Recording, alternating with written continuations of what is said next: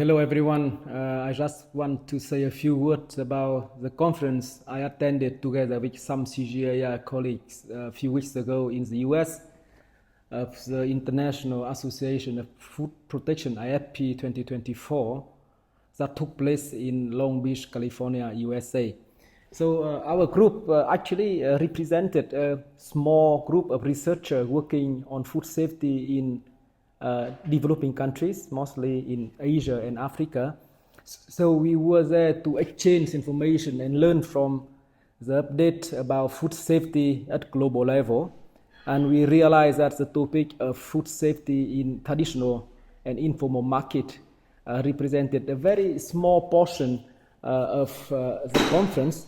And we tried to communicate our work and make the point that the food safety aspect, food safety topic in traditional market is an important topic because most of the food in low and middle income countries come from informal market.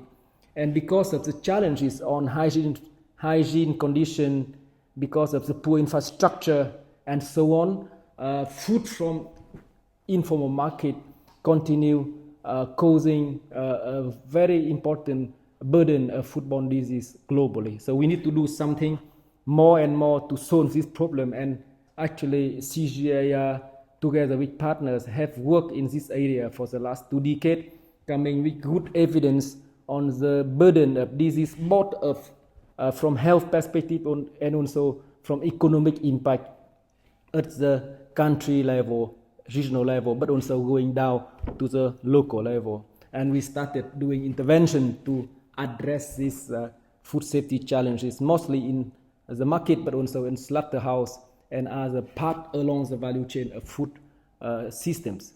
So there was some good discussion on the advance of risk assessment, how to use genomics data, big data in quantitative microbial risk assessment. Is really an advanced stage to the work that we need to estimate the burden of diseases, in particular microbial hazards that cause most of the burden of foodborne diseases globally.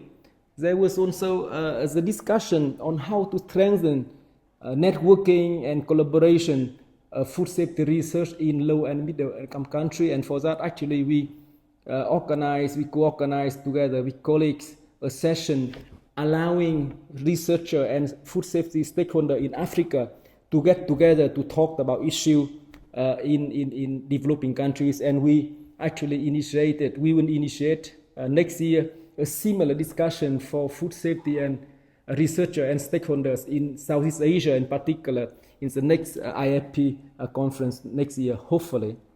Another point to communicate here is, in fact, the One Health approach become more and more relevant, but also in the context of food safety, because you might be aware of the joint plan of action as the quadripartite for One Health. So food safety is also one important area of One Health, in addition to zoonotic diseases, emerging infectious diseases, and antimicrobial resistance.